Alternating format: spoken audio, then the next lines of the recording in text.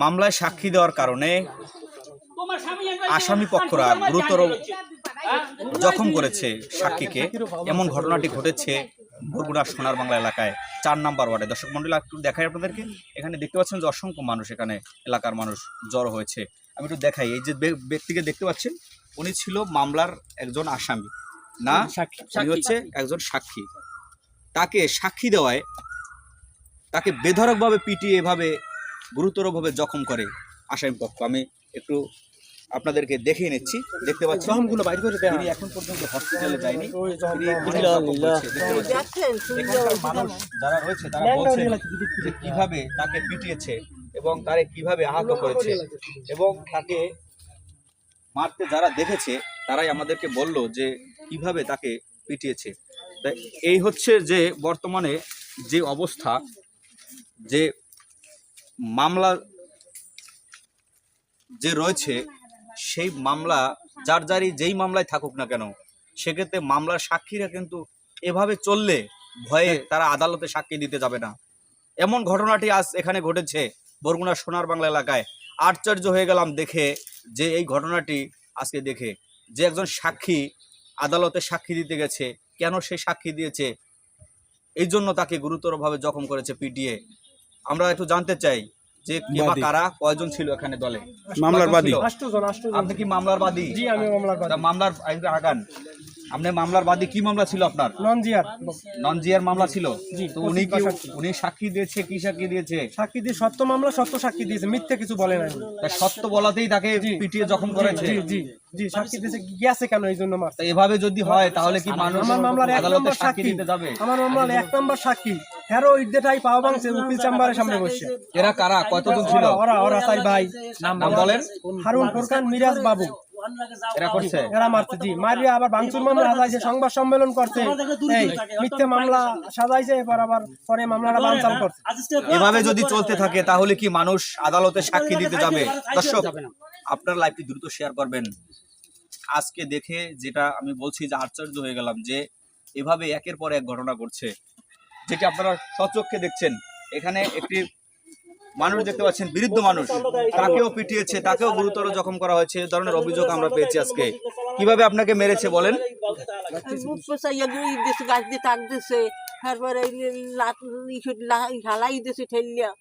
আপনার নাম কি?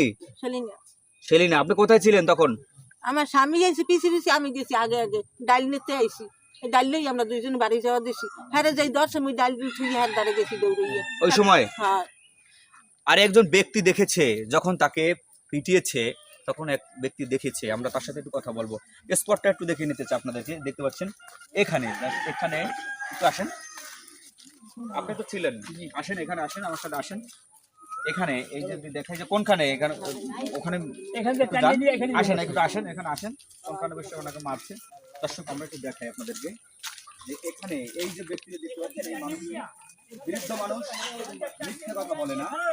তো আসলে উনি গরু এখানে যে গরু চড়ানোর জন্য এখানে উনি এসেছিল, পরপরই দেখে ওনাকে কিভাবে পিটাইতেছে। কোনখানে ছিলেন আপনি? আমি ছিলাম এই যে আমার গরু গাই, এই গরু গরু বানতে গেছেন, তখন দেখেন যে এখানে পিটাইছে। ফোরকান আর ওই হারুন, আর হারুনের এই ফোরকানের পোলায়। তখন আইসা দৌড় দিয়ে এসছেন, দৌড় দিয়ে আইসা আইয়া যে হারবার পিজা হারবার মারবো আর মারছে না। সাক্ষী দিছে মারতে আছে। আমাদের তুই ব্যাকে সাক্ষী দিবে, ব্যাকের মারবি এই জন্য। এই আদালতে সাক্ষী দেওয়াটা কি অপরাধ? মামলার সাক্ষী দেওয়াটা কি অপরাধ? সেটা কি তার অপরাধ ছিল? যাকে মারছে তার নাম কি? তার নাম হচ্ছে আব্দুল সালাম। এই আব্দুল সালামের এভাবে যে মারছে, আইন মানে না।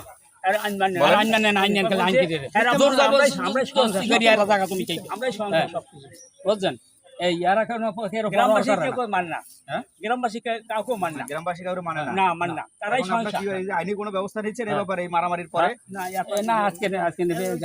আগে তো একটা মামলা আছে জমা জমি নিয়ে সংক্রান্ত।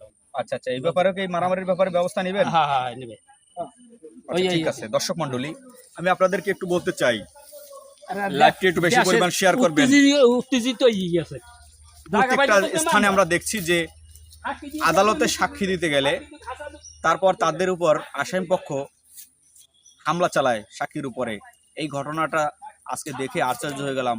কথাটা আমি বারবার বলছি এই জন্য যে যদি আইনি ব্যবস্থা যদি ভালো না হয়, জটিলতা না থাকে, জটিল না হয়, তাহলে কিন্তু আদালতে সাক্ষী দিতে মানুষ যাবে না।